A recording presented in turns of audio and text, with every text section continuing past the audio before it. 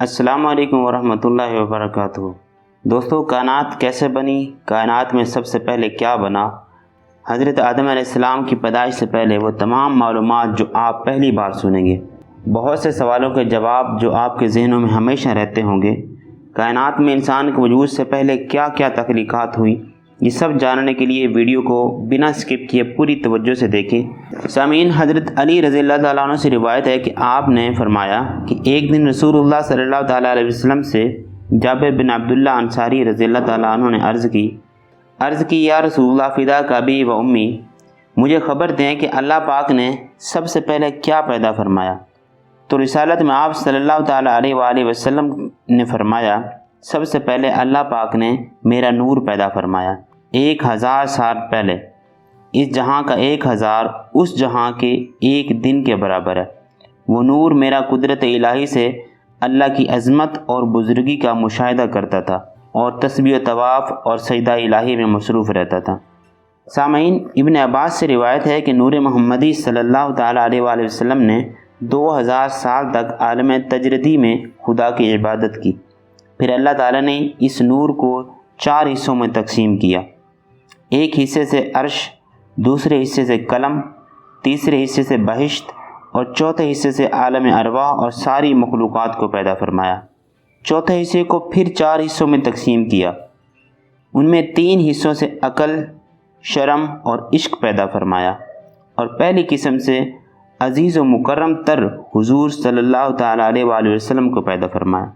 اللہ پاک نے فرمایا کہ اے محمد صلی اللہ تعالیٰ علیہ وآلہ وسلم، اگر میں آپ کو پیدا نہ کرتا تو کائنات میں کسی چیز کو پیدا نہ کرتا۔ حضور پاک صلی اللہ تعالیٰ علیہ وآلہ وسلم نے فرمایا، مجھے اللہ نے اپنے نور سے پیدا کیا اور ساری مخلوقات کو میرے نور سے پیدا کیا۔ اس کے بعد رب العالمین نے قلم کو حکم دیا کہ ساق عرش پر کلمہ طیبہ لکھو، لا الہ الا اللہ محمد رسول اللہ۔ قلم نے 400 برس میں لا الہ الا اللہ تک لکھا۔ تو عرض کی، یا رب العالمین، تو بے ماخذ ہے، مگر تیرے نام کے ساتھ یہ نام بزرگ کس کا ہے؟ تو جناب باری تعالیٰ سے آواز آئی، یہ نام میرے حبیب صلی اللہ تعالیٰ علیہ وآلہ وسلم کا ہے، تو لکھ محمد رسول اللہ۔ جب یہ حکم ہوا تو ہیبت خطابت سے قلم کے منہ میں شگاف پڑ گیا۔ تب قلم نے محمد رسول اللہ صلی اللہ تعالیٰ علیہ وآلہ وسلم لکھا، اور تب سے قلم کا شگاف قیامت تک مسنون جاری ہوا۔ اس کے بعد عرش کے اوپر 18,000 برج پیدا کیے، اور ہر برج میں 18,000 ستون کھڑے کیے، اور ہر ستون کے اوپر 18,000 کنگرے بنائے، اور ایک کنگرے سے دوسرے کنگرے تک کا فاصلہ 100 سال کی راہ ہے، اور ہر کنگرے پر 18,000 قندیل ہیں، ہر ایک اتنا بڑا کہ 7 طبق زمین و آسمان اس میں سما جائیں۔ اس کے بعد 4 فرشتے پیدا کیے، ایک بصورت آدمی، دوسرا شیر، تیسرا گدھا اور چوتھا بصورت گائے پیدا کیا، جن کے پاؤں تحت سرا اور کندھے عرش کے نیچے لگے ہوئے۔ اگر یہ قدم اٹھائیں تو ایک قدم 7,000 سال کی راہ میں جا پڑے۔ خدا نے ان کو عرش اٹھانے کا حکم دیا، چاروں نے زور لگایا مگر عرش کو نہ اٹھا سکے۔ تو اللہ پاک نے فرمایا، فرشتوں، میں نے تم کو 7 آسمان، زمین اور جو کچھ اس میں ہے سب کا زور دیا، عرش کو اٹھاؤ۔ انہوں نے زور لگایا مگر پھر بھی وہ عرش نہ اٹھا سکے۔ تب حق تعالیٰ نے ارشاد فرمایا کہ یہ تسبیح پڑھ کر اٹھاؤ، جس تسبیح کو تسبیح تراویح بولتے ہیں۔ ایک اور روایت کے مطابق انہوں نے یہ تسبیح پڑھی اور زور لگایا تو عرش کے آسمان سے اٹھا لیا۔ اس عرش کے نیچے ایک دانہ مروارید پیدا ہوا، اس سے اللہ نے لوح محفوظ بنایا، جس کی بلندی 700 سال اور چوڑائی 300 سال کی راہ ہے، اور اس کے چاروں اطراف سرخ یاقوت جڑے ہوئے ہیں۔ قلم کو حکم ہوا کہ اب سے قیامت تک جو کچھ ہونے والا ہے ہر ایک بات کو لوح محفوظ میں لکھ دے۔ سب سے پہلے لوح محفوظ میں یہ لکھا گیا، اللہ کے نام سے شروع جو بڑا مہربان نہایت رحم کرنے والا ہے۔ میں ہوں سب کا پروردگار، میرے سوا کوئی معبود نہیں، جو راضی ہو میری قضا پر اور صابر ہوا میری بلاؤں پر اور شاکر ہوا میری نعمتوں پر جو میں نے اس کے مقدر میں کی، تو میں اس کو صدیقین میں شامل کر دوں گا، اور جو راضی نہ ہوا میری قضا پر اور صابر نہ ہوا میری بلاؤں پر اور شاکر نہ ہوا میری نعمتوں پر، تو اس کو لازم ہے کہ میرے سوا کوئی دوسرا رب طلب کرے۔ اور میری زمین و آسمان سے نکل جائے۔ اس کے بعد لوح محفوظ خود بخود جنبش میں آیا اور کہا کہ میری ہستی کی کوئی مثال نہیں، کیونکہ خدائی علم مجھ پر لکھا گیا۔ تو اللہ تعالیٰ نے فرمایا، اللہ جس بات کو چاہتا ہے مٹاتا ہے اور جس بات کو چاہتا ہے باقی رکھتا ہے، اور اصل کتاب اسی کے پاس ہے۔ مطلب یہ ہوا کہ اللہ پاک نے جو چیز مقدر میں کی ہو اس میں کوئی تغیر و تبدل نہیں ہوگا، سوائے 4 چیزوں کے: رزق، موت، سعادت اور شفاعت۔ پھر اس مروہ ریت کو حکم ہوا کہ پھیل جا، اور اس کا نام کرسی ہوا۔ پھر اسی وقت کرسی کے نیچے ایک یاقوت کا دانہ پیدا ہوا، بعض کے نزدیک وہ مروہ ریت کا دانہ تھا۔ اس کی بلندی اور چوڑائی 500 سال کی راہ ہوئی۔ جب اس کی طرف اللہ نے دیکھا تو ہیبت سے وہ خود پانی پانی ہو گیا۔ اس کے بعد مشرق و مغرب اور شمال و جنوب کو پیدا کر کے حکم دیا کہ تم ہر طرف اس پانی کی موج کو مار کر کف نکالو۔ اس کے بعد دھواں دار آگ پیدا ہو کر اس پانی پر آ گئی۔ اس سے دھواں نکل کر کرسی اور پانی کے درمیان میں معلق ہو گیا۔ پھر اس دھوئیں کے اللہ تعالیٰ نے 7 حصے کیے، ایک حصے سے پانی، دوسرے حصے سے تانبا، تیسرے حصے سے لوہا، چوتھے حصے سے چاندی، 5ویں حصے سے سونا اور 6ٹھے حصے سے مروارید اور 7ویں حصے سے یاقوت سرخ پیدا کیے۔ ناظرین، اس پانی سے ایک آسمان، پہلا آسمان بنا، دوسرا آسمان تانبے سے، تیسرا آسمان لوہے سے، چوتھا آسمان چاندی سے، 5واں آسمان سونے سے اور 6ٹھا آسمان مروارید سے بنا اور 7واں آسمان یاقوت سرخ سے بنا، اور ان کے درمیان کا فاصلہ 500 سال کی راہ ہے۔ ناظرین، اللہ تعالیٰ نے اس کف آب سے خاک سرخ پیدا کیا جس جگہ اب خانہ کعبہ ہے، اور چاروں مقرب فرشتے جبرائیل، میکائیل، اسرافیل اور عزرائیل کو حکم ہوا کہ چاروں طرف اس پشتہ خاک کو پھیلا دو۔ تو اسی پشتہ خاک سے یہ زمین پیدا ہوئی۔ اللہ تعالیٰ نے زمین کو 2 دن میں بنایا۔ روایت ہے کہ ایک دن عبداللہ بن سلام رضی اللہ تعالیٰ عنہ نے زمین کے احوال دریافت کیے تو حضور اقدس صلی اللہ تعالیٰ علیہ وآلہ وسلم نے فرمایا کہ زمین کف آب سے پیدا ہوئی۔ پھر پوچھا کف آب کس چیز سے پیدا ہوا؟ فرمایا پانی کی موج سے۔ پوچھا پانی کی موج کس سے نکلی؟ تو فرمایا پانی سے۔ تو پوچھا پانی کس سے نکلا؟ تو فرمایا ایک دانہ مروارید سے۔ پھر پوچھا مروارید کس سے؟ تو فرمایا تاریکی سے۔ پھر فرمایا یا رسول اللہ صلی اللہ علیہ وسلم، زمین کو قرار کس چیز سے ہے؟ فرمایا کوہ کاف سے۔ تو پوچھا کوہ کاف کس سے بنا؟ تو فرمایا زمرد سبز سے، اور آسمان کی سبزی اسی کی سائے سے ہے۔ کہا یا رسول اللہ صلی اللہ علیہ وسلم، کوہ کاف کی بلندی کتنی ہے؟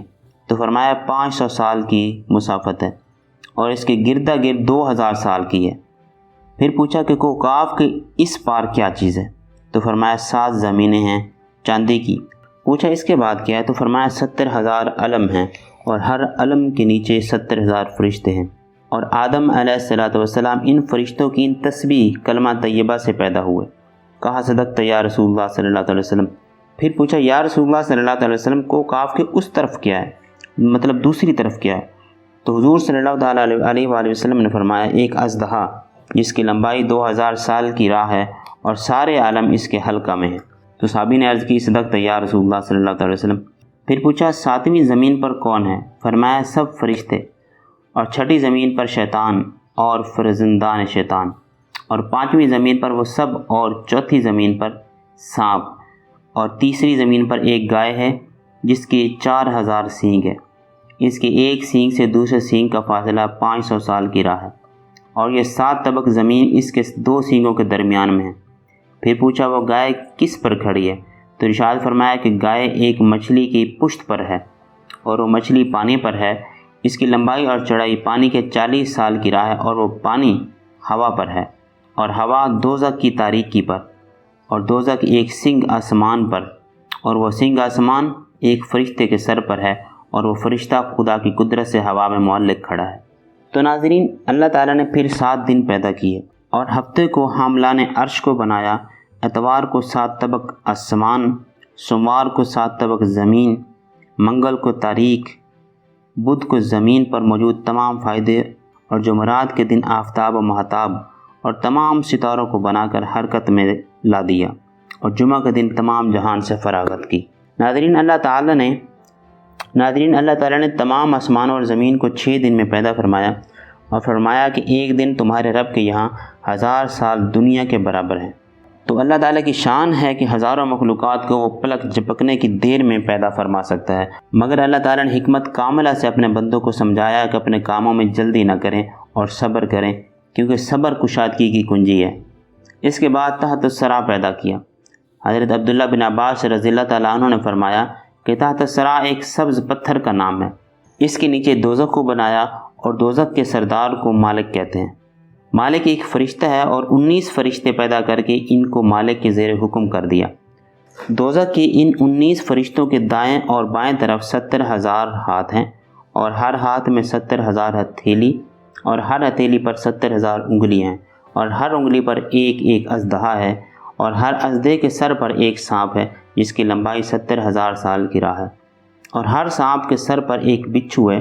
اگر وہ دوزخیوں کو ایک نیش مارے تو 70,000 سال تک وہ درد سے فریاد جاری کرتے رہیں۔ ان فرشتوں کو حکم ہوا کہ تم دوزخ کے اندر جاؤ۔ انہوں نے عرض کیا ہم آتش کے خوف سے اس میں نہیں جا سکتے۔ تب رب العالمین کا حکم ہوا تو حضرت جبریل علیہ السلام نے جنت سے ایک خاتم لا کر ان کی پیشانی پر مہر لگا دی۔ اس خاتم پر کلمہ طیبہ لکھا ہوا تھا تاکہ آتش دوزخ ان پر اثر نہ کرے۔ تب سے وہ فرشتے اس کلمہ کی برکت سے دوزخ کے اندر داخل ہوئے اور وہ قیامت تک دوزخ میں رہیں گے۔ ناظرین، دوزخ کے 7 دروازے ہیں۔ ہر دروازے کے لیے ان میں ایک فرقہ بٹ رہا ہے۔ تب کا اول جہیم، دوسرا جہنم، تیسرا سعیر، چوتھا صفیر، پانچواں نتی، چھٹا حاویہ اور 7واں حتمہ ہے۔ ایک دن جبریل علیہ السلام رسول اللہ صلی اللہ علیہ وسلم کے پاس تھے۔ اسی وقت ایک زلزلہ زمین اور پہاڑوں پر آیا اور اس کے ساتھ ایک آواز آئی۔ حضور پرنور صلی اللہ تعالیٰ علیہ وآلہ وسلم نے جبرائیل امین سے پوچھا کہ یہ آواز کس کی ہے اور کہاں سے آئی ہے؟ انہوں نے عرض کیا یا رسول اللہ صلی اللہ علیہ وسلم، 7,000 سال پہلے ایک پتھر 70,000 من کا دوزخ کے کنارے پر پڑا ہوا تھا۔ وہ پتھر 15,000 سال سے نیچے کی طرف چلا جاتا ہے، ابھی حتمہ میں پہنچا ہے۔ حتمہ دوزخ کا ایک حصہ ہے۔ یہ آواز اسی کی تھی۔ حضور پرنور صلی اللہ علیہ وسلم نے پوچھا وہ جگہ کس کی ہے؟ تو حضرت جبریل علیہ السلام نے فرمایا وہ جگہ منافقوں کی ہے، کیونکہ منافق دوزخ کے سب سے نچلے ہی درجے میں ہوں گے۔ دوزخ کے 6 درجے میں مشرکین رہیں گے، 5ویں درجے میں بت پرست، 4تھے درجے میں شراب پینے والے، 3 درجے میں نصرانی اور 2 درجے میں جمود، اور اول درجے میں آپ کی امت کے گنہگار ہوں گے۔ دوزخ کے ایک دروازے سے دوسرے دروازے کی درمیانی راہ 70 سال کی ہے۔ حدیث پاک میں آیا کہ جب 1000 برس دوزخ آتش دہکائی گئی تو سرخ ہوئی، پھر 1000 سال دہکائی گئی تو سفید ہو گئی، پھر 1000 سال دہکائی گئی تو سیاہ ہو گئی، تو اب قیامت تک سیاہ رہے گی جیسے اندھیری رات ہو۔ ناظرین، دوزخ کے نیچے ایک پتھر ہے، اس کے نیچے ایک فرشتہ مچھلی کی پشت پر کھڑا ہے۔ وہ مچھلی اتنی بڑی ہے کہ اس کی دم عرش سے لگی ہوئی ہے۔ ایک گائے مچھلی کے پیٹ پر کھڑی ہے۔ گائے نے ارادہ کیا کہ ذرا جنبش کرے تو اللہ تعالیٰ نے ایک مچھر کو پیدا کر کے اس کے سامنے کیا اور مچھر نے اس کی ناک میں کاٹا۔ گائے نے درد سے لغزش چھوڑ دی۔ اس کے بعد اب تک وہ مچھر اس کی ناک میں ہے، تو اب قیامت تک وہ گائے اس کے خوف سے ہل نہیں سکتی۔ اگر وہ لغزش کرے تو سارا عالم زیر و زبر ہو جائے۔ تو ناظرین، اس کے بعد اللہ تعالیٰ نے رنگ پیدا کیا۔ اس کا ایک حصہ زمین اور ایک حصہ زیر زمین چلا گیا۔ اس کے بعد آتش بے دود پیدا کر کے اس سے جنات کو پیدا کیا کہ جنات سے جہاں بھر گیا۔ پھر اللہ تعالیٰ نے ایک پیغمبر بھیجا جس کا نام یوسف تھا تاکہ ان کو شریعت بتلائے اور اللہ تعالیٰ کی طرف ان کی ہدایت کرے۔ جنہوں نے ان کا کہا نہ مانا اور ان کو مار ڈالا اور زمین پر فساد کرنے لگے، تب حق تعالیٰ نے اسرائیل کو فرشتوں کے ساتھ بھیجا۔ انہوں نے انہیں مار ڈالا اور جہان کو خالی کر دیا۔ ناظرین، جنت کی تخلیق کے بارے میں حضرت ابو ہریرہ رضی اللہ تعالیٰ عنہ فرماتے ہیں کہ میں نے پوچھا یا رسول اللہ صلی اللہ علیہ وسلم، جنت کس چیز سے بنی ہے؟ تو ارشاد فرمایا جنت کی تعمیر سونے اور چاندی کی اینٹوں سے ہوئی ہے۔ اس کا گارا تیز خوشبودار مشک ہے، اس کی کنکریاں موتی اور یاقوت کی طرح ہیں، اس کی مٹی زعفران کی طرح ہے۔ جو شخص جنت میں داخل ہوگا عیش و عشرت میں رہے گا، کبھی رنج و فکر میں نہیں دیکھے گا، کبھی رنج و فکر میں نہیں رہے گا، ہمیشہ زندہ رہے گا، نہ اس کا لباس پرانا ہوگا اور نہ وہ بوسیدہ ہوگا، اور نہ اس کی جوانی فنا ہوگی۔ حضور اقدس صلی اللہ تعالیٰ علیہ وآلہ وسلم نے فرمایا، اللہ تعالیٰ فرماتا ہے میں نے اپنے نیک بندوں کے لیے وہ چیز تیار کی ہے جس کو کبھی کسی آنکھ نے نہیں دیکھا، نہ کسی کان نے سنا اور نہ ہی کسی کے ذہن میں اس کا خیال بھی آیا۔ حضور پر نور صلی اللہ تعالیٰ علیہ وآلہ وسلم نے فرمایا، جنت میں داخل ہونے والا سب سے پہلا گروہ 14ویں کی چاند کی طرح ہوگا۔ ان کے بعد لوگ آسمان میں موجود سب سے زیادہ چمکدار ستاروں کی طرح روشن ہوں گے۔ وہ لوگ جنت میں پیشاب و پخانہ نہیں کریں گے، نہ تھوک پھینکیں گے۔